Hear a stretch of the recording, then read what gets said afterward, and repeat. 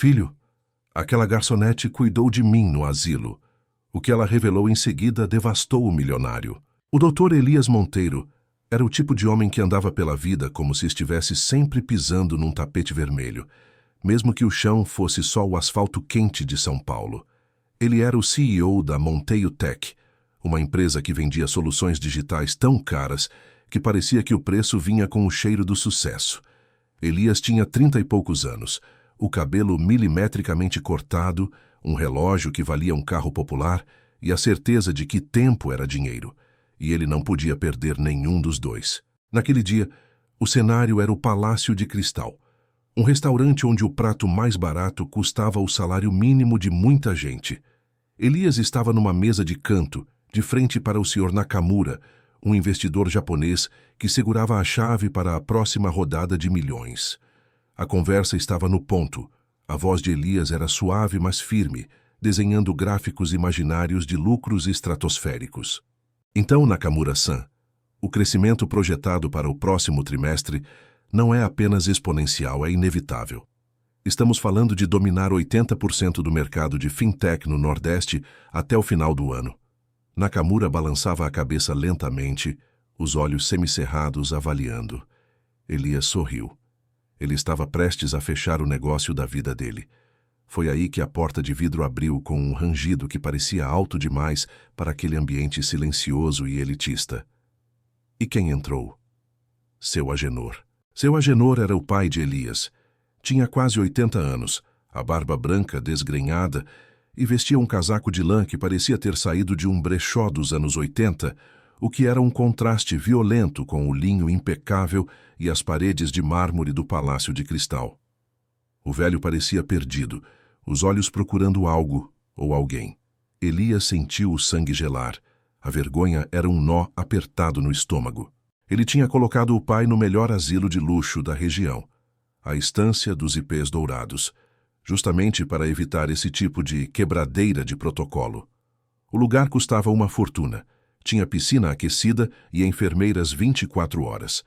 Seu Agenor não tinha motivo para estar ali, suado e confuso no meio de um almoço de milhões. Com licença, Nakamura-san. Elias forçou um sorriso rígido, tentando parecer desinteressado. Parece que houve um pequeno contratempo familiar. Coisa rápida. Nakamura, educado, apenas acenou. Mas seus olhos seguiram seu Agenor, que agora estava sendo interceptado por um garçom que parecia ter engolido um cabo de vassoura de tão tenso. Elias levantou-se apressadamente e praticamente correu até o pai, agarrando-o pelo braço com uma firmeza que não era de carinho, mas de urgência. Pai, o que o senhor está fazendo aqui? O que aconteceu? A dona Marta da estância não te disse que eu estava em reunião? Ele sussurrava furiosamente, o hálito quente no ouvido do velho. Seu Agenor parecia exausto. Ele não reclamou da pressão no braço. Apenas olhou para Elias e havia uma tristeza profunda naquele olhar que não combinava com o luxo ao redor. Elias, meu filho, eu precisava te ver. Não dá mais. Não dá mais para ficar lá. Como não dá mais? O lugar é 5 estrelas.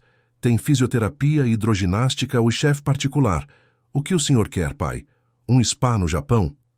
Elias tentava manter a voz baixa, mas o desespero de perder o negócio o fazia soar cruel. Não é o luxo, Elias.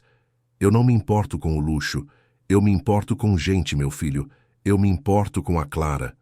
Elias parou. Clara? Quem era Clara? Ele tentou puxar o pai para fora, para a calçada, longe dos olhares curiosos do Palácio de Cristal. Pai, vamos lá fora, o senhor está atrapalhando. Quem é Clara? Uma funcionária? Eu demito se ela estiver te incomodando. Eu ligo agora para a direção e resolvo isso com dinheiro, como sempre. Seu Agenor, de repente, puxou o braço com força, surpreendendo Elias. Não, Elias, você não vai resolver isso com dinheiro. Você não resolve nada importante com dinheiro. Você só compra silêncio e distância. O velho respirou fundo, recuperando a compostura. Ele olhou para o restaurante, depois para o filho que estava ali. Um poço de ansiedade corporativa. Eu fugi, Elias. Eu saí daquela gaiola de ouro porque eu precisava te avisar. Eu te procurei em casa, na empresa. E, por fim, vim aqui, onde você sempre se esconde atrás de guardanapos de pano e taças de cristal. Elias sentiu o rosto queimar. Ele olhou para trás e viu Nakamura-san pegando sua pasta, sinalizando que o almoço e provavelmente o negócio tinham acabado. Ótimo, pai. O senhor acabou de me custar uns 20 milhões de reais em investimento. Agora, por favor, me diz quem é essa tal de Clara e por que ela é mais importante do que a minha vida profissional. Seu Agenor não se intimidou. Ele abraçou o casaco de lã, olhando para o brilho do sol na rua movimentada. Ela é a única que me enxergava, Elias. A única que não me tratava como um número de quarto. E ela não está mais lá. E eu sei por quê. Elias, derrotado, pegou o celular. Vamos fazer o seguinte. Eu te levo para casa, ligo para a estância e resolvo isso. Se for preciso, triplico o salário de quem for essa Clara e trago ela de volta. Não adianta, Elias. Você não entendeu. Ela foi demitida. E ela não volta para lá nem com o seu dinheiro sujo. Seu Agenor balançou a cabeça. Eu vi ela hoje de novo. Por isso eu tive que vir atrás de você. Elias franziu a testa. Onde o senhor viu essa mulher, pai? Ela está te perseguindo? O velho olhou para o filho e sua voz, que estava cansada, ganhou um tom de urgência e revelação que fez Elias parar de respirar. Filho, aquela garçonete cuidava de mim no asilo. Ela era a única que me dava banho com paciência, que sentava e conversava sobre futebol e sobre a sua mãe, que me trazia o pão de queijo que a estância não servia. Ela era a única luz naquele lugar frio. Elias estava confuso. Garçonete? Onde? O que ela está fazendo como garçonete se ela trabalhava num asilo de luxo? Ela foi demitida depois de um incidente. Um incidente que você pagou para abafar, mas que eu vi com os meus próprios olhos. Seu Agenor respirou fundo. E ela está trabalhando agora num lugar que não tem nada a ver com o seu mundo, Elias. Ela está no Boteco do Zé, perto da estação de trem. O Boteco do Zé. Elias sentiu um calafrio. Ele conhecia a região. Era um lugar humilde e apertado, cheiro de fritura e cerveja barata. Um mundo que ele tinha passado a vida inteira tentando fugir. Pai, o senhor está delirando. O que o senhor quer que eu faça? Eu sou o CEO de uma empresa bilionária, não um detetive de asilos. Eu quero que você olhe para ela, Elias. Eu quero que você veja a vida que você destruiu. Porque ela não só cuidava de mim, filho, ela me salvou. E o que ela me revelou sobre o motivo da demissão dela, isso vai te devastar, Elias. Vai te mostrar quem você realmente é. A cabeça de Elias girava. Se seu Agenor tinha fugido da estância, isso era um escândalo. A reputação do asilo seria manchada. E pior, a reputação dele, Elias, que se gabava de dar o melhor ao pai, seria destruída.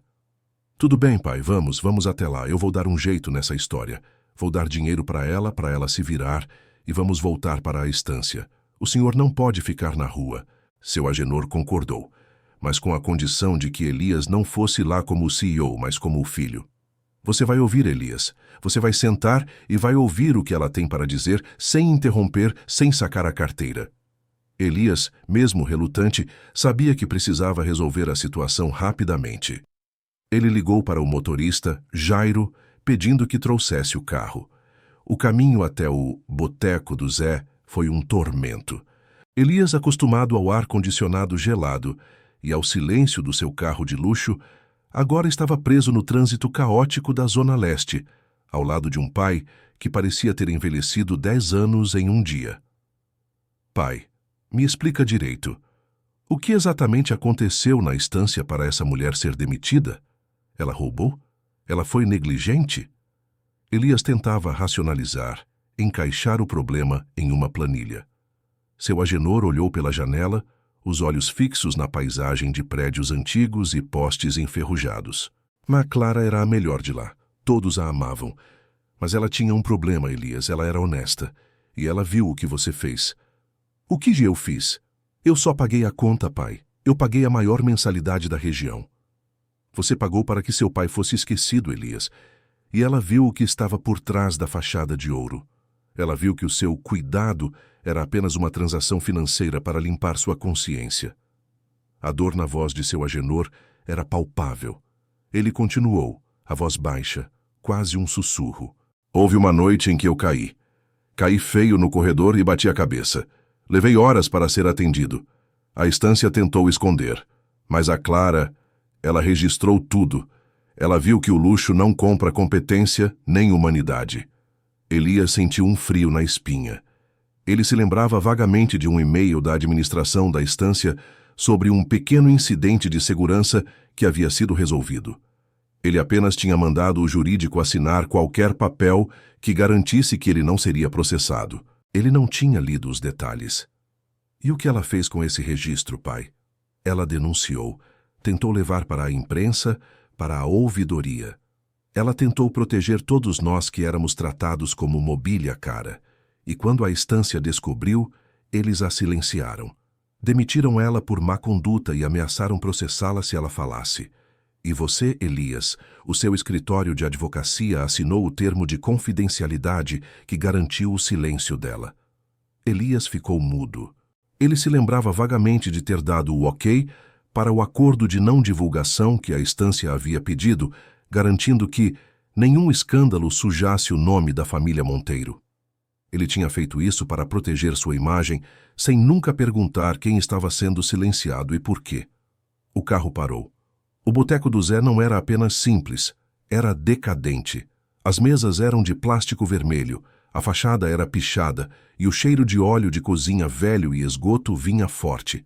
É aqui, Elias, disse seu Agenor apontando para o balcão. Eu a vi lá dentro. Ela está servindo. Ela está trabalhando duro para sobreviver depois que você e sua empresa a reduziram a isso. Elias desceu do carro. O terno de grife parecia ridículo naquele ambiente. Ele ajustou a gravata, sentindo-se nu e exposto. Ele era um peixe fora d'água, um alienígena. Seu Agenor entrou primeiro, mancando levemente, mas com uma dignidade que Elias tinha esquecido que ele possuía. Elias o seguiu. Lá dentro, o bar estava barulhento, com música sertaneja alta e gente rindo após o expediente. E lá estava ela, atrás do balcão. A Clara. Ela não era mais a enfermeira impecável de uniforme branco que Elias talvez tivesse imaginado. Ela estava com uma camiseta do boteco, o cabelo preso num rabo de cavalo desleixado e o rosto marcado pelo cansaço. Ela tinha uma beleza simples, mas seus olhos, quando se fixaram em seu Agenor, brilharam com carinho genuíno. Seu Agenor, o que o senhor está fazendo aqui? O senhor fugiu da estância de novo? Ela perguntou a voz alta para competir com a música, mas cheia de preocupação. Seu Agenor sorriu.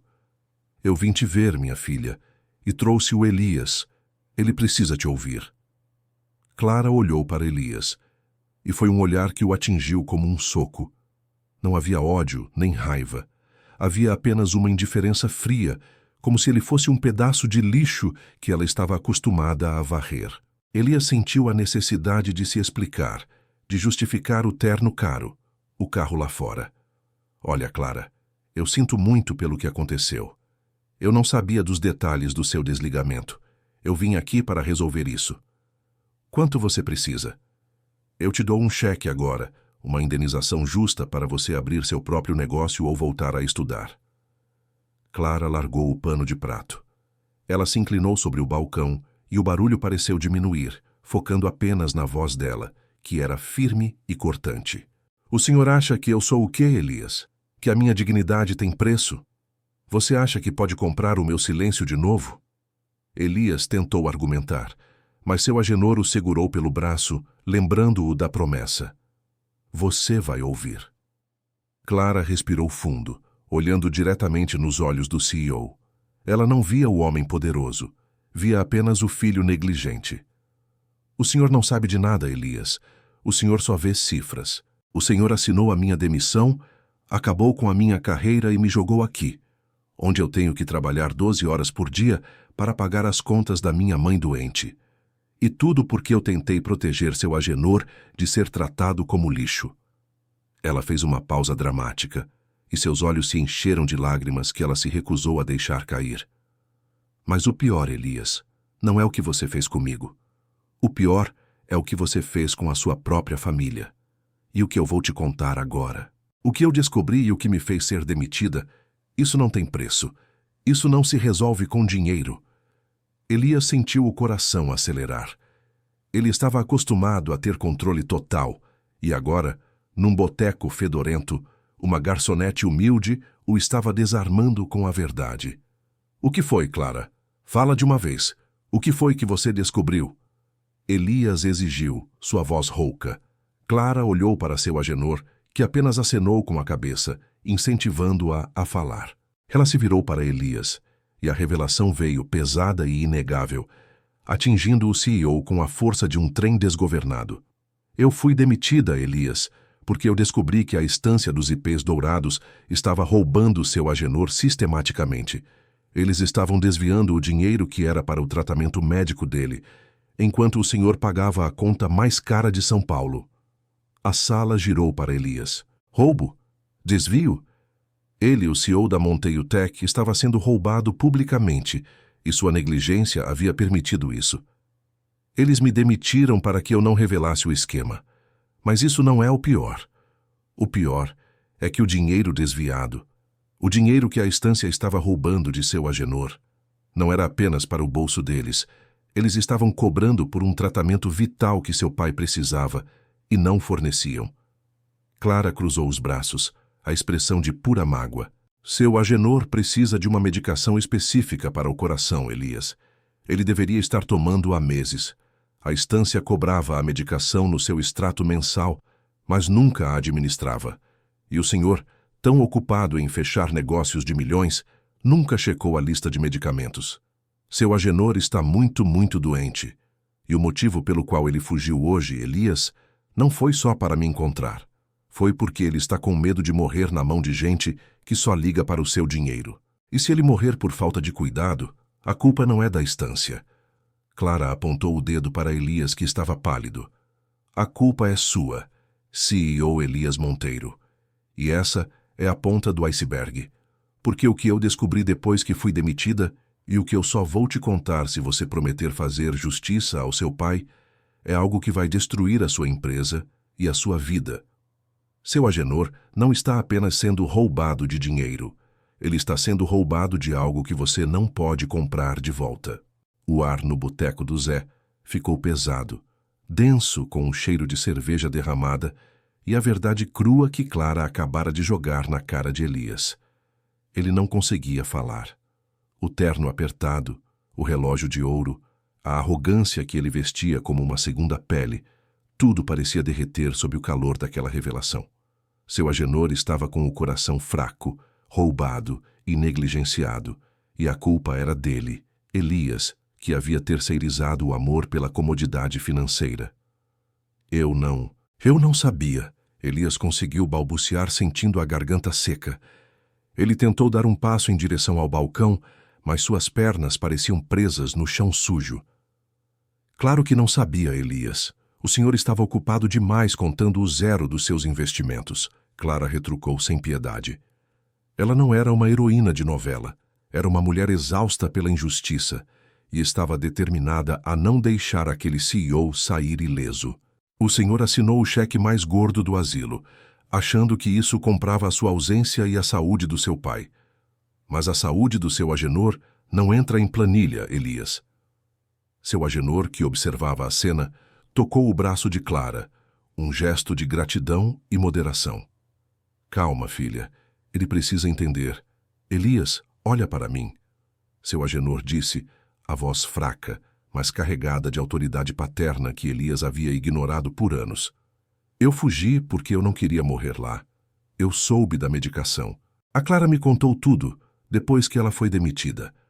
Ela continuou me visitando escondido, me alertando. Ela arriscou o emprego dela para me proteger e você a destruiu para proteger a sua imagem. A cabeça de Elias girava. 20 milhões de reais perdidos em um almoço não pareciam nada comparados à possibilidade de perder o pai por negligência. E o pior, ele era o cúmplice inconsciente de um esquema de roubo. O que eu preciso fazer? Elias perguntou rendido. A voz dele era de um garoto perdido, não a do CEO temido que negociava com japoneses. Clara olhou para ele, avaliando. O senhor vai fazer o que eu disser. Primeiro, o seu Agenor sai daqui e vai para um lugar seguro. Segundo, o Senhor vai me dar a sua palavra de que vai desmantelar essa estância dos ipês dourados até a fundação e vai garantir que ninguém mais passe pelo que meu pai passou ou pelo que seu Agenor está passando. Eu prometo, Elias disse, sem hesitar. Eu juro, Clara. Eu vou usar cada centavo, cada advogado da minha empresa para acabar com eles. Mas você tem que me dizer o que mais você sabe. O que é que destrói a Monteio Tech? Clara limpou o balcão com um movimento lento, pensativo. Ela não queria entregar a informação de graça. Sabia que era a única moeda de troca que tinha contra o poder de Elias. O esquema de roubo da estância é sofisticado. Eles não estão apenas desviando dinheiro de medicação. Eles estão usando um sistema de pagamentos de terceirizados, empresas de fachada, que fornecem serviços de bem-estar que não existem. E adivinha quem é o cliente principal dessa rede de lavagem de dinheiro, Elias? Elias sentiu o estômago revirar. Ele já sabia a resposta, mas precisava ouvir. A Monteio Tech, sussurrou Elias. Quase isso. Uma das empresas de fachada, a Soluções Integradas de Bem-Estar, é gerida por um primo do dono da estância. E essa Soluções Integradas é a principal fornecedora de tecnologia de gestão de RH para, pasme, a sua Monteio Tech. Eles usam o seu sistema para legitimar as transações financeiras fraudulentas. O dinheiro roubado dos idosos na estância é lavado através de contratos de consultoria superfaturados que a sua empresa paga, Elias. O CEO cambaleou, precisando se apoiar na mesa de plástico vermelho. Isso era muito mais que um escândalo familiar. Era fraude corporativa, lavagem de dinheiro. E a Monteio Tech era o canal. O império que ele tinha construído estava apoiado em um alicerce de dinheiro sujo, roubado de velhinhos. Não pode ser. Nossos sistemas de compliance são de ponta. Nós auditamos tudo. Elias exclamou, tentando se agarrar a qualquer vestígio de controle. O senhor acha que eles são burros? Eles sabem que a sua empresa é rápida e grande. Por isso usaram vocês. Eles criaram furos que só alguém de dentro, que viu o fluxo de caixa diário, poderia identificar. Quando fui demitida, eu não parei. Eu sabia que a estância estava se protegendo com o seu dinheiro e o seu silêncio. Eu passei a última semana vasculhando documentos que consegui salvar e liguei os pontos. Clara tirou de dentro do bolso do avental um envelope amassado, sem identificação. Aqui, ela estendeu para Elias. Tem cópias de faturas falsas, extratos de pagamento e o nome do advogado que assinou o meu termo de confidencialidade e que, coincidentemente, também é o consultor jurídico das Soluções Integradas. Ele sabia de tudo. Ele fez a ponte entre a estância e a sua empresa. Elias pegou o envelope como se fosse uma bomba. O nome do advogado era Ricardo Bastos, um figurão que ele havia conhecido em coquetéis de negócios. Elias confiara a ele a limpeza do incidente na estância. O Ricardo, ele faz parte do esquema. Ele me usou, Elias disse, a voz cheia de nojo. Ele usou vocês dois, Elias. Ele usou o seu dinheiro e a sua pressa em resolver problemas para encobrir um crime, Clara corrigiu, apontando para seu Agenor. Seu Agenor se aproximou, colocando a mão no ombro de Elias. Nós precisamos sair daqui, filho. Eu estou cansado. E você precisa começar a consertar isso. A saída do boteco do Zé foi rápida e tensa. Elias, seu Agenor e Clara entraram no carro de luxo, um contraste que parecia zombar da situação. Elias estava sentado atrás, esmagado entre o pai e a mulher que ele havia destruído, mas que agora era sua única aliada. Jairo, leve o seu Agenor para o meu apartamento, no Morumbi. E você, Clara, vai conosco. Elias instruiu o motorista, que apenas acenou, acostumado a lidar com a excentricidade dos ricos. Enquanto o carro se afastava do cheiro de fritura, Elias abriu o envelope. As cópias eram claras. Faturas de consultoria em gestão de idosos, no valor de 50 mil reais mensais, emitidas pelas Soluções Integradas e pagas pela Monteio Tech. Abaixo, a fatura médica de seu Agenor, mostrando a cobrança da medicação cardíaca de alto custo que nunca foi entregue. É um nó, Elias, Clara explicou, olhando por cima do ombro. Eles usaram a sua empresa para dar credibilidade ao dinheiro roubado. Se isso vazar, a Montiel Tech vai ter a imagem de uma empresa que lava dinheiro de roubo de idosos. Seus investidores, como o Nakamura-san, vão fugir. Elias fechou os olhos. Nakamura. O negócio de 20 milhões. Ele tinha perdido o negócio, mas estava prestes a perder tudo. O primeiro passo é tirar o pai de risco. Elias decretou, sua mente de CEO, acostumada a crises, começando a tomar o controle do pânico. Pai, o senhor vai para o meu apartamento. Não é a estância, mas é seguro. Jairo vai ficar de guarda 24 horas. Clara, você precisa ficar conosco. Eu preciso do seu conhecimento interno. Clara hesitou. Eu não confio em você, Elias. Eu só confio no seu Agenor. Se eu for, é para ajudar ele. E eu não quero o seu dinheiro. Quero a verdade exposta. Trato feito, Elias respondeu estendendo a mão. Pela primeira vez em anos, ele fez um aperto de mão que não envolvia milhões, mas sim uma promessa de justiça. Chegando ao luxuoso apartamento no Morumbi, seu Agenor foi imediatamente colocado para descansar. Ele estava exausto e a preocupação de Elias com a medicação que faltava era agonizante. Clara, precisamos de um médico de confiança agora. Alguém que não esteja na folha de pagamento da estância, Elias disse já pegando o telefone. Clara, agora em um ambiente que era o oposto do boteco, ainda mantinha a postura firme. Eu conheço uma cardiologista do SUS, a doutora Helena. Ela é a melhor. Ela me ajudou a entender o que estava acontecendo com o seu Agenor. Ela é honesta. Elias, que só lidava com médicos particulares que cobravam o preço de um carro, engoliu o orgulho e discou o número que Clara lhe deu. Em meia hora, doutora Helena, uma mulher prática e de semblante sério, estava no apartamento examinando seu Agenor. A doutora Helena confirmou os piores medos de Elias. Seu Agenor está com o coração bastante debilitado, Elias. A falta dessa medicação específica por meses, como Clara indicou, é crítica. Ele está estável agora, mas precisamos iniciar o tratamento imediatamente. A sorte é que a Clara percebeu a tempo. Mais algumas semanas e seria tarde demais. O baque foi brutal. Elias sentiu-se um assassino em potencial. Ele tinha quase matado o próprio pai por causa de uma assinatura desatenta. Depois que a doutora Helena saiu com a promessa de que a medicação seria entregue em 1 hora, Elias se sentou na mesa da copa, de frente para Clara, que tomava um copo d'água, ainda de camiseta de boteco. O que fazemos agora? Elias perguntou, olhando para o envelope de evidências. Nós atacamos a estância, Clara respondeu, prática. Mas temos que ser cirúrgicos.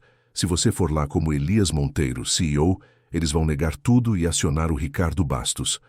Você tem que ir como um pai preocupado, mas com a mente de um CEO que sabe onde procurar a falha no sistema. Elias pensou rápido, voltando ao modo de operação. Os registros, eles devem ter apagado a paper trail física, mas o sistema de gerenciamento de pacientes, onde eles guardam isso? É um software local ou na nuvem? Clara sorriu, uma ponta de satisfação profissional. Eles usam um sistema antigo, Elias. Um sistema de gestão de prontuários que armazena os dados em um servidor físico no subsolo da estância. Eu trabalhei lá por 2 anos. Eu sei a senha mestra do sistema de login da área de saúde. Você tem a senha? Os olhos de Elias brilharam. Se ele conseguisse acessar o servidor, ele teria a prova irrefutável de todos os desvios e negligências. Eu tenho a senha, mas eu não posso ir lá. Eu sou a inimiga pública número 1. Você tem que ir. E você tem que ir hoje à noite. Elias olhou para o relógio. Já era final de tarde. A estância dos IPs dourados estaria em modo de segurança noturno. Eles têm câmeras, segurança, portaria. Eles têm luxo, Elias, não segurança de verdade. A segurança deles é para impedir que idosos fujam, não para impedir um CEO furioso de entrar, Clara provocou. Eles dependem da sua arrogância para não auditar. Você vai entrar pela porta da frente, como o filho preocupado que quer levar alguns pertences do pai. Eu te dou o mapa de onde o servidor está. Elias pegou um bloco de notas e começou a traçar o plano. Jairo vai nos levar. Ele é discreto e forte. Eu vou agir como se estivesse retirando os objetos. Enquanto isso, você, Clara, Vai ficar no carro, me guiando. Eu preciso de um laptop que possa clonar o servidor inteiro rapidamente. E preciso de um disfarce para o laptop. Um disfarce? Sim. Ninguém pode ver um CEO de terno entrando com um notebook para roubar dados. Jairo tem que me dar uma bolsa de viagem. Vamos esconder o equipamento dentro. Às 10 da noite, o carro de Elias parou em frente aos portões imponentes da Estância dos Ipês Dourados. O lugar era um castelo de ostentação, com jardins iluminados e seguranças uniformizados que pareciam modelos de revista. Elias estava de calça social e camisa escura, tentando parecer menos corporativo. Ele deixou seu Agenor dormindo sob os cuidados do motorista Jairo, que ficaria no carro, pronto para qualquer emergência. Clara estava no banco da frente, tensa, com o mapa da estância desenhado à mão. Lembre-se, Elias, Clara sussurrou, a voz pelo rádio comunicador que Elias havia providenciado apressadamente. O servidor fica no subsolo ao lado da lavanderia. A sala de TI tem uma fechadura digital, mas o código é o mesmo da porta da administração, 1978, o ano de fundação da estância. Eles são previsíveis.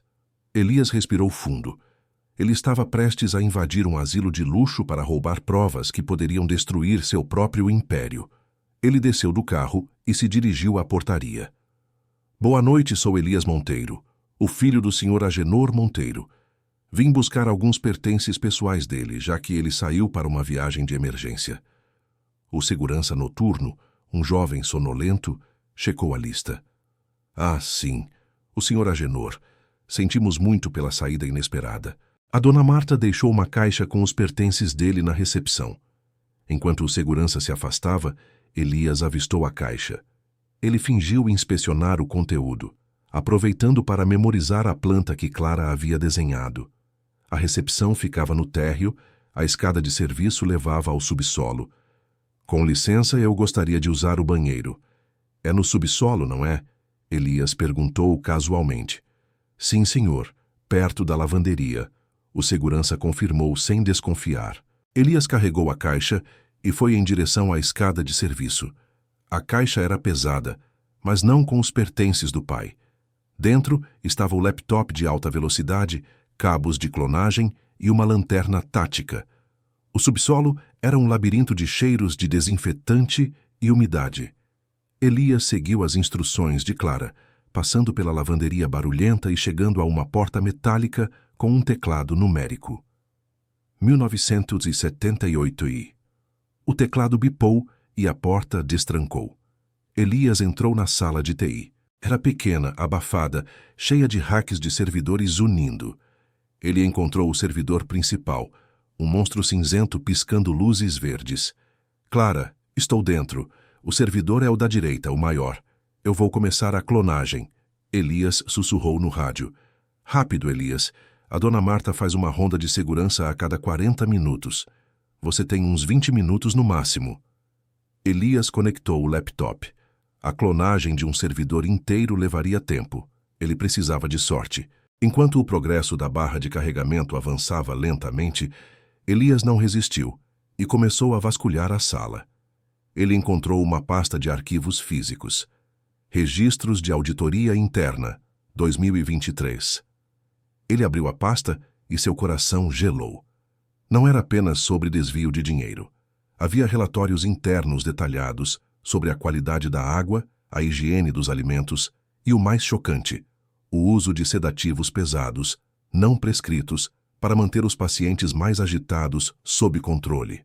A estância não estava apenas roubando dinheiro, estava dopando os idosos para facilitar o trabalho. Elias sentiu uma onda de náusea. Seu pai, Agenor, era um homem ativo, mas nos últimos meses ele parecia estranhamente apático quando Elias o visitava. Elias tinha atribuído isso à velhice. Clara, você não vai acreditar no que estou vendo. Eles estão dopando os pacientes. Não é só o dinheiro. É abuso, Clara. O silêncio do outro lado do rádio foi cortado por um arfar. Eu sabia. Eu suspeitava. Muitos pacientes ficavam estranhamente quietos após a troca de turno. Foi por isso que eu comecei a investigar o fluxo de caixa para entender como eles cobriam os custos de medicação ilegal. O que mais, Clara? O que mais você descobriu depois de ser demitida que me obrigou a vir aqui? Elias perguntou, enquanto o laptop apitava, indicando que a clonagem estava em 50%. Clara hesitou. A voz dela estava tensa, carregada de um peso maior que o roubo e o abuso. Elias, o que eu descobri? Eu descobri a verdade sobre a sua mãe. O mundo parou.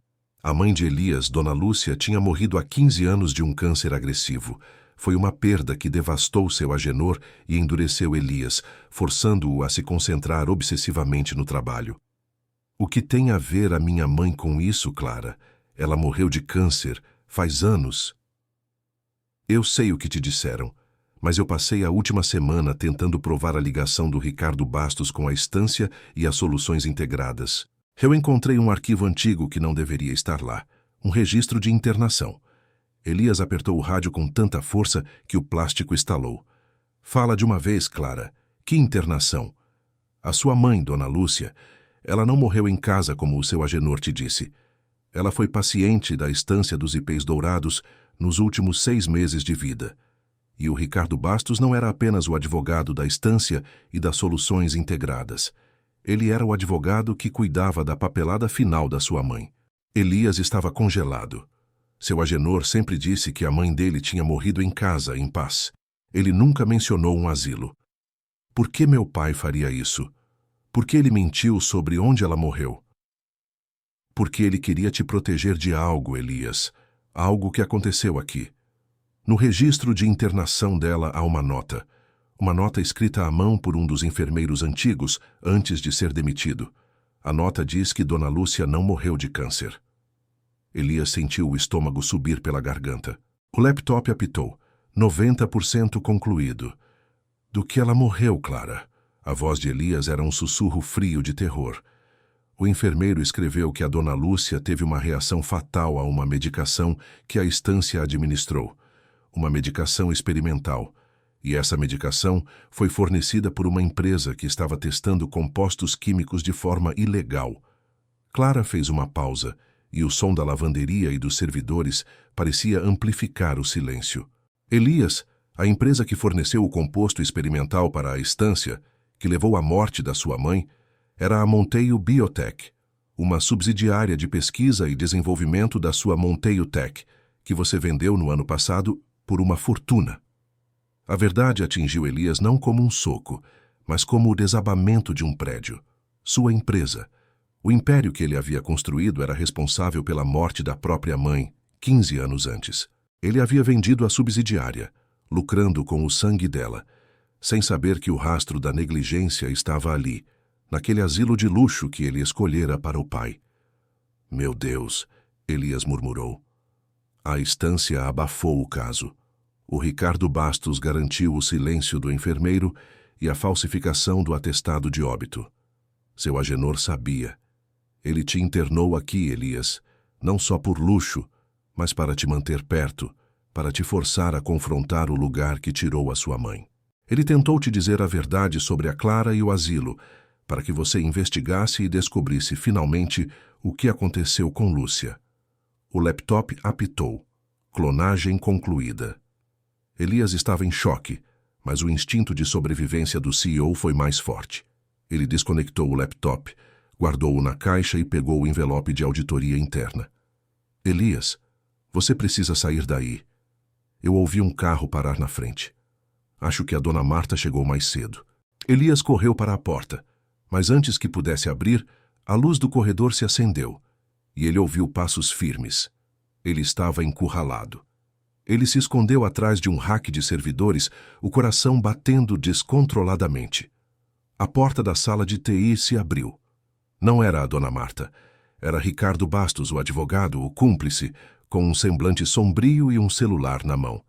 Eu sabia que você viria, Elias. Você é previsível. O dinheiro sempre te traz de volta ao problema.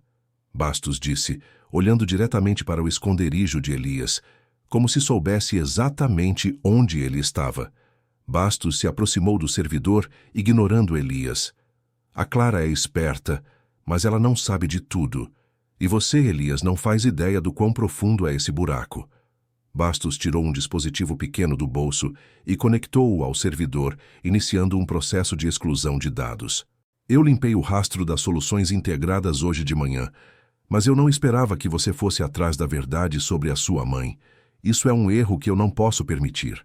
Elias saiu do esconderijo, a caixa na mão. Você matou a minha mãe, Ricardo. Você e a minha empresa. Bastos riu, um som seco e cruel. Sua empresa matou a sua mãe, Elias. Eu só fiz o meu trabalho, que é garantir que a verdade não destrua o seu negócio. E a Monteio Tech vale muito mais do que a vida de alguns velhos. Elias sabia que não podia lutar. Bastos era maior, e ele estava com o laptop cheio de provas. Eu tenho tudo, Ricardo. A clonagem do servidor está no meu laptop. Eu tenho os registros de abuso e o desvio de dinheiro. Elias ameaçou, tentando blefar. Bastos balançou a cabeça. Você tem uma cópia, Elias. Eu tenho o original e estou apagando ele agora. E o que você tem não é o suficiente para me incriminar, a não ser que você tenha o arquivo que eu estou procurando. Bastos se virou para Elias, os olhos fixos na caixa de papelão. Você não veio buscar pertences, Elias. Você veio buscar um dossiê. O dossiê final que a sua mãe deixou para o seu Agenor, que detalhava a fraude da Monteio Biotech. Onde está o arquivo, Elias? Elias olhou para a caixa de papelão, os pertences que o segurança havia lhe entregado. Ele não tinha olhado o conteúdo. Eu não sei do que você está falando, Elias respondeu, tentando ganhar tempo. Ah, você sabe. Bastos sorriu apontando para a caixa. A dona Marta me ligou. Seu Agenor, antes de sair, pediu que ela guardasse um envelope pardo. Ele disse que era a coisa mais importante do mundo. E ela colocou na caixa de pertences. O dossiê da sua mãe, Elias. É o que liga a Monteio Tech à fraude da estância. E é o que prova que a sua mãe foi assassinada. Você tem que me dar esse envelope. Bastos deu um passo em direção a Elias. O CEO percebeu o quão desesperado o advogado estava. Ele estava ali para destruir a prova final, o testamento da mãe. Elias segurou a caixa com mais força. Ele tinha o servidor clonado e o dossiê da mãe, sem saber. Ele tinha a prova que podia destruir tudo, inclusive ele mesmo. Eu não vou te dar nada, seu canalha, Elias cuspiu. Bastos avançou, mas antes que pudesse agarrar a caixa, Elias ouviu um som familiar. Um ruído de motor potente e pneus cantando na entrada do subsolo. Jairo! Elias gritou no rádio. Estou na área, patrão. Achei uma rampa de serviço aberta. A voz de Jairo veio pelo comunicador. Bastos olhou para a porta distraído. Elias aproveitou a fração de segundo. Ele arremessou a caixa com o laptop e o dossiê na direção oposta e correu, se jogando escada acima em direção à luz. Ele precisava de tempo. A corrida de Elias, o CEO, não era elegante, era desesperada. Ele sabia que, se Bastos pegasse aquela caixa, não haveria justiça para o pai, nem verdade para a mãe. Ele ouviu os passos pesados de Bastos atrás dele. Quando chegou ao topo da escada, ele viu a porta de entrada da recepção se abrindo. O segurança estava voltando. Segurança! Ele está invadindo a sala de TI! Bastos gritou, ainda no subsolo. Elias correu pela recepção, ignorando o segurança confuso. Ele viu a saída, à luz da noite. Ele precisava chegar ao carro, onde Clara e seu Agenor esperavam. Mas o segurança, agora alarmado, tentou interceptá-lo. Elias desviou, tropeçando na beira de um vaso de plantas de mármore, e a queda foi suficiente para Bastos alcançá-lo. Bastos o agarrou pelo colarinho, puxando-o com força. Você não vai sair daqui com a minha vida, Elias. Eles caíram no chão de mármore frio. Elias, apesar de não ser um lutador, estava movido pela fúria de ter a verdade da sua família roubada. Ele deu um soco cego, atingindo o maxilar de Bastos.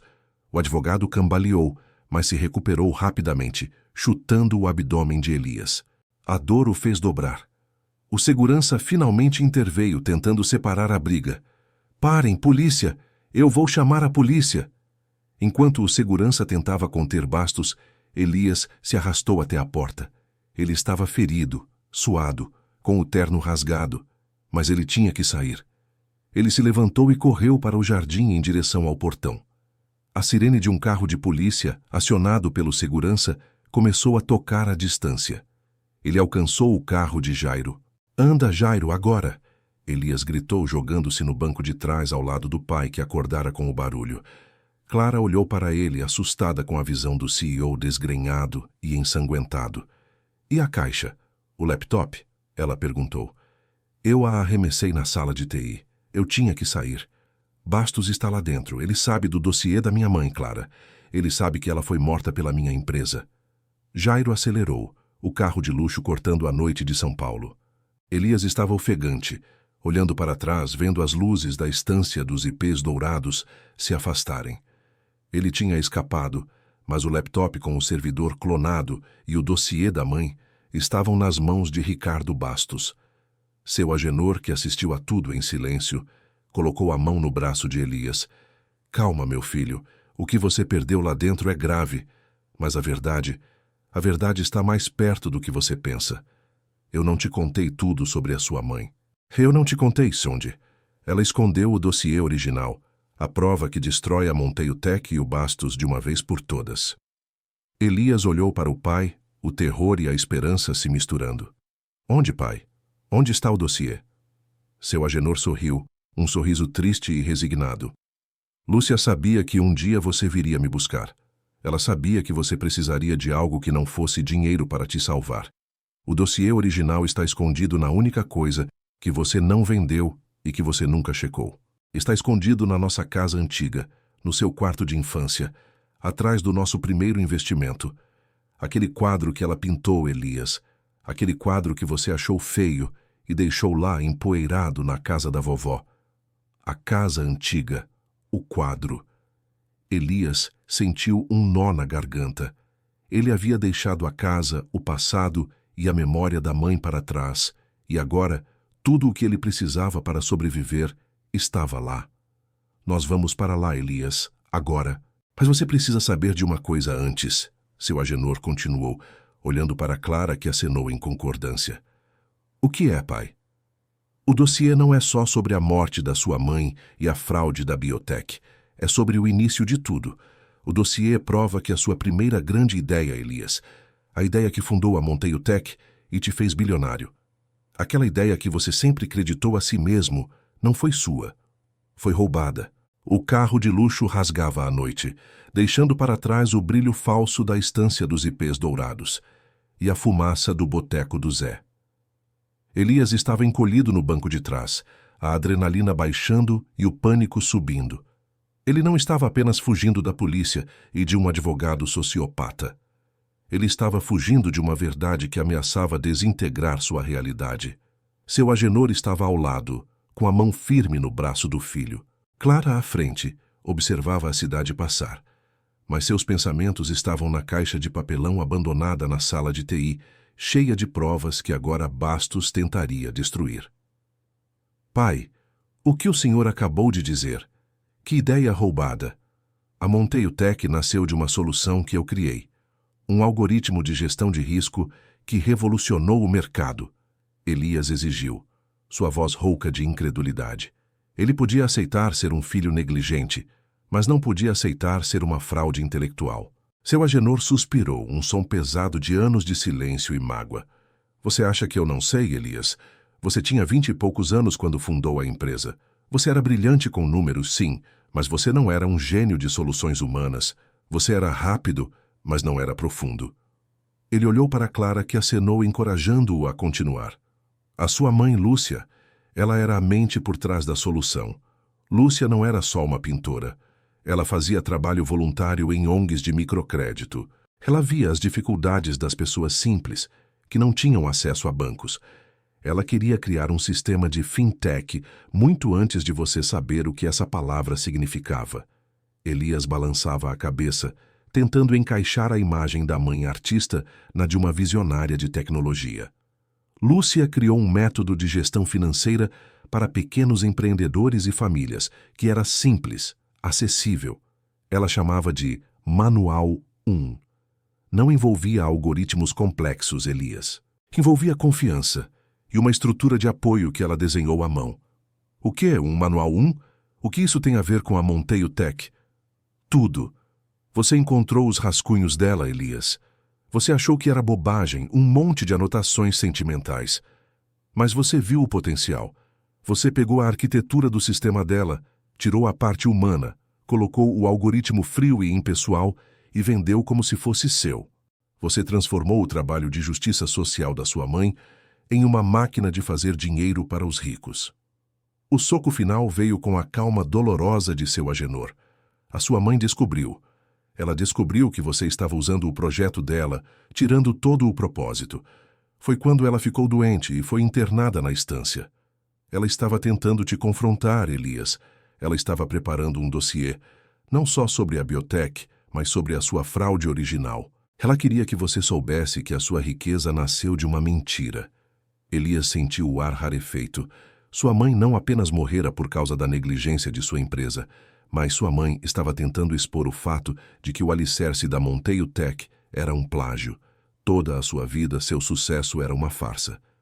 Jairo, para o carro, Elias ordenou a voz embargada. O carro parou na frente de uma casa antiga no bairro da Muca. Um sobrado simples, com a pintura descascando, que Elias tinha herdado e esquecido. Era ali que ele passava os fins de semana com a avó e onde a mãe tinha o seu ateliê. A casa da vovó, Elias sussurrou. Sim, um lugar que Ricardo Bastos nunca pensaria em procurar. Ele só procura onde tem dinheiro e luxo, seu Agenor disse, com um brilho de inteligência nos olhos. Eles entraram. O cheiro de mofo e poeira invadiu as narinas de Elias, um perfume de passado esquecido. O quarto de infância de Elias estava intacto, mas coberto de lençóis brancos. Está no seu quarto, Elias, o quadro que ela pintou para você, O Sol da Muca, seu Agenor indicou. Elias foi até o quadro. Era uma tela grande, cheia de cores vibrantes, mas que Elias sempre achou infantil e exagerada. Ele a havia ignorado por anos, achando que não combinava com seu estilo minimalista e corporativo. Ele tirou o lençol. Lá estava, o quadro que ele considerava feio. Ele o pegou com as mãos trêmulas. Clara, me ajuda aqui. Clara, que havia seguido com seu Agenor, ajudou a virar o quadro.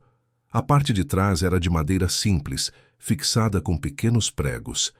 Elias pegou uma chave de fenda que Jairo carregava na caixa de ferramentas do carro e começou a soltar a madeira.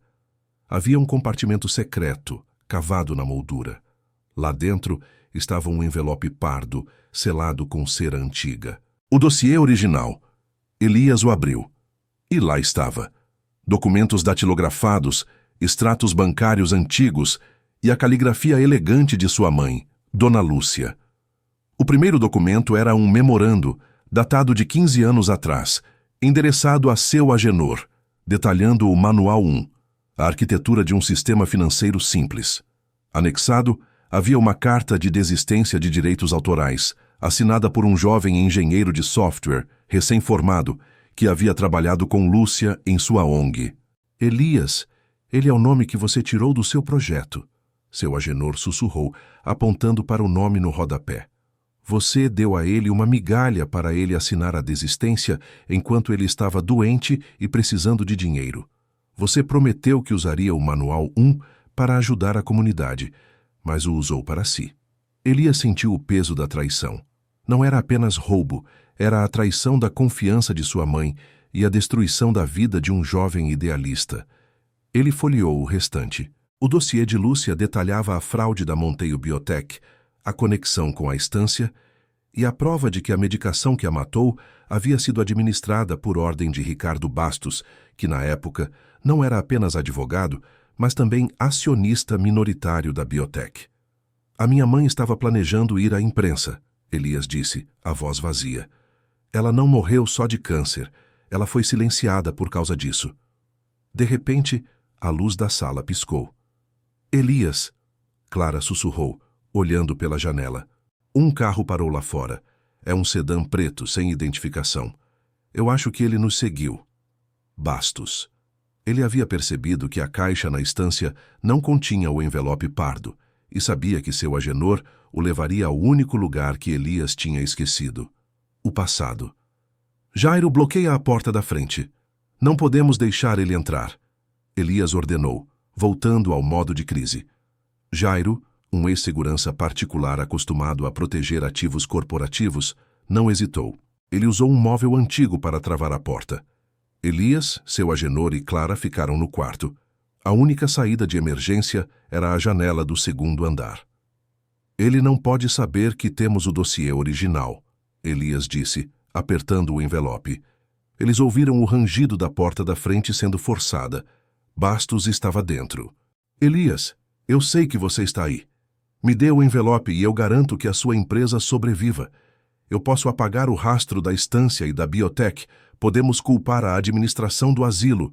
Você não precisa se destruir por causa de um velho doente e uma garçonete vingativa. A voz de Bastos ecoava pelo corredor vazio. Elias olhou para seu Agenor, que estava pálido, mas tinha um fogo nos olhos. Ele nunca vai parar, Elias. Ele vai te destruir se você não o expuser primeiro, seu Agenor aconselhou. Clara pegou o celular digitando rapidamente. Eu mandei uma mensagem para a doutora Helena. Ela tem contatos na imprensa e na polícia. Eu disse que tínhamos provas de abuso de idosos e fraude. Se o sinal pegar, a ajuda está a caminho. O som de passos pesados subindo a escada de madeira fez o coração de todos parar. Bastos estava no segundo andar. Elias olhou para o dossiê. Ele tinha a prova de que sua mãe fora assassinada e que sua vida inteira era uma mentira. Ele não podia mais fugir. Ele abriu a janela. Eu vou ganhar tempo. Vocês dois saem pela janela e esperam no jardim dos fundos. Jairo, me ajuda a armar uma emboscada. Não, Elias, é perigoso, Clara protestou. Eu sou o CEO de uma empresa bilionária que está prestes a desmoronar. Eu tenho que ser o único a enfrentar a verdade que eu criei, Elias disse, com uma determinação fria. Ele entregou o dossiê a Clara. Se algo acontecer, você garante que isso chegue à doutora Helena. Clara pegou o envelope, os olhos cheios de lágrimas, mas ela acatou a ordem. Ela ajudou seu Agenor a sair pela janela, descendo por uma pequena trepadeira na parede. Elias e Jairo ficaram. Eles se esconderam atrás da porta do quarto. Bastos forçou a porta, que estalou e abriu com violência. Ele entrou ofegante, olhando ao redor. Onde está o envelope, Elias? Elias saiu de trás da porta, iluminado pela fraca luz da rua que entrava pela janela. Ele estava machucado, mas sua postura era de quem havia finalmente encontrado sua honra. O envelope não está aqui, Ricardo, mas eu sei o que ele contém.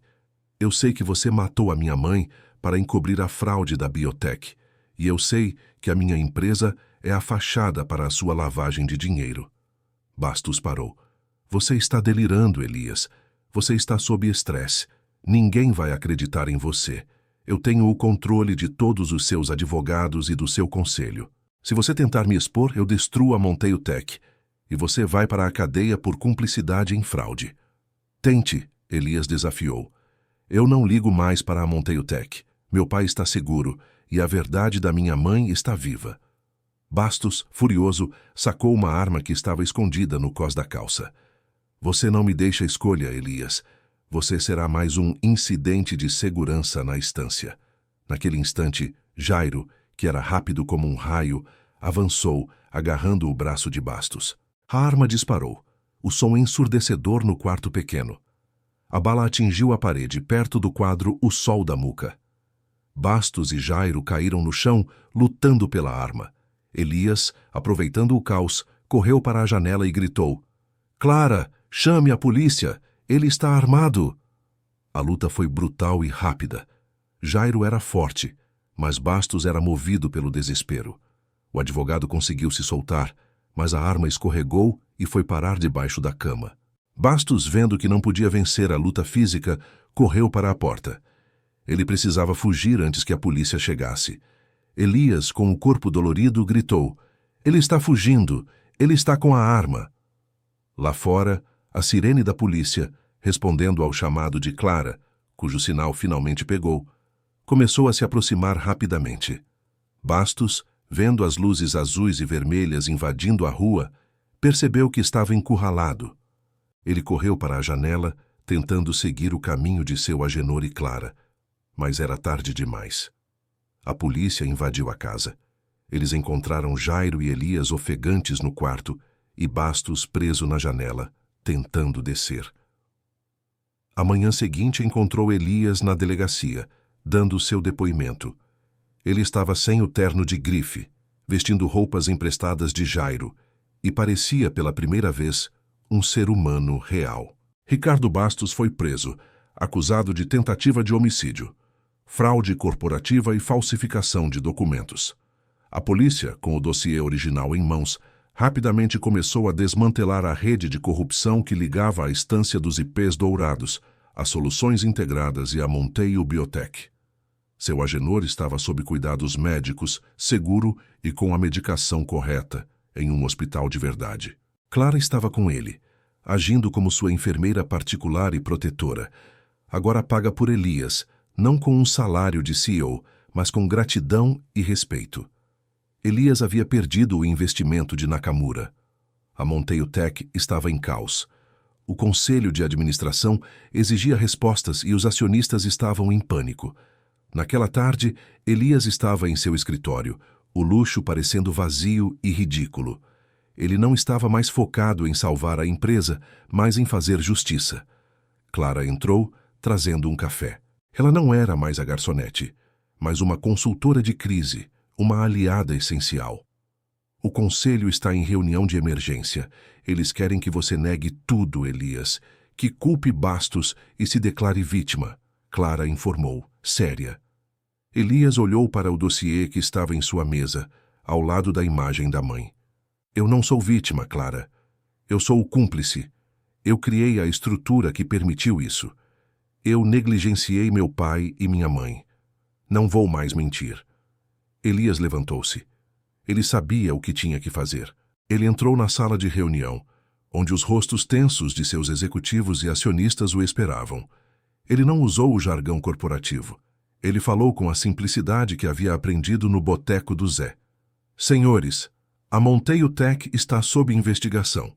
E eu sou o responsável. A base da nossa empresa, a ideia fundamental que nos fez bilionários, foi roubada. E essa empresa, a Monteio Tech, foi usada para lavar dinheiro sujo e encobrir um esquema que levou à morte de minha mãe e ao abuso de idosos, incluindo meu pai. Houve um silêncio chocado. Eu não vou negar nada.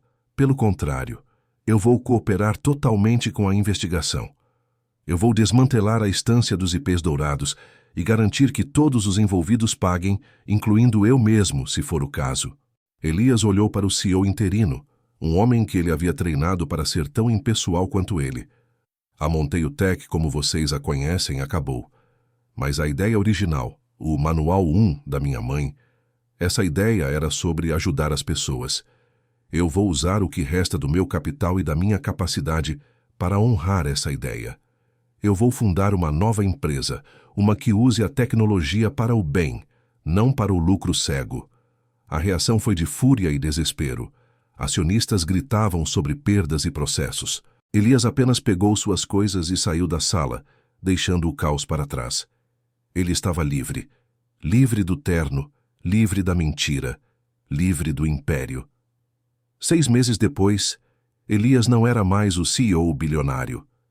Ele havia vendido grande parte de suas ações, pagado indenizações às famílias dos idosos da estância e financiado a recuperação de seu Agenor. A Estância dos IPs Dourados foi fechada e Ricardo Bastos aguardava julgamento na prisão, com evidências esmagadoras contra ele. Elias estava agora em um pequeno escritório, no mesmo bairro da Muca, perto da casa da vovó. Ele tinha fundado a Lúcia Tech, uma startup de microcrédito e gestão financeira acessível, baseada nos princípios do Manual 1 de sua mãe. Clara era sua sócia e chefe de operações. Ela garantia que a humanidade nunca fosse removida da equação. Seu Agenor, recuperado, passava as tardes no escritório, contando histórias e oferecendo conselhos práticos, finalmente sendo visto e ouvido. Naquele dia, Elias estava olhando para um novo painel de gestão, não de lucros, mas de vidas impactadas. Clara se aproximou, sorrindo. Temos 500 novos usuários na Zona Norte, Elias, e a taxa de inadimplência é quase zero. A confiança, como sua mãe dizia, é o melhor colateral. Elias sorriu de volta. Ele não usava mais relógio de ouro, mas um simples relógio de pulso que seu Agenor lhe havia dado. A ideia nunca foi minha, Clara. Eu só roubei o nome e o dinheiro. O propósito, a alma sempre foi da minha mãe. Clara tocou o braço dele, um gesto de parceria e respeito. Você não é mais o CEO que eu conheci no Palácio de Cristal, Elias. Aquele homem estava morto debaixo do terno. Você está finalmente vivo, honrando sua família. Elias assentiu. Ele havia perdido milhões, a reputação e a empresa, mas ele havia ganhado algo muito mais valioso, a verdade, o perdão do pai e a chance de construir algo real, a partir do zero. Ele olhou para a porta. Seu Agenor entrava mancando ligeiramente, mas com a cabeça erguida. Elias, meu filho, o que vamos fazer para o almoço? Quero ir naquele boteco que tem o melhor pão de queijo da cidade, aquele que a Clara me levava. Elias riu, um som genuíno que ele não ouvia há anos. Vamos lá, pai. É o boteco do Zé, e hoje eu pago a conta. Sem advogados, sem investidores, só nós três e a verdade. Eles saíram juntos, o ex-CEO, o pai resgatado e a ex-garçonete, prontos para encarar a vida simples e honesta que Elias havia desprezado por tanto tempo. Ele finalmente entendeu que o verdadeiro sucesso não estava no tamanho do império, mas na integridade do alicerce. E o alicerce da sua nova vida finalmente era puro.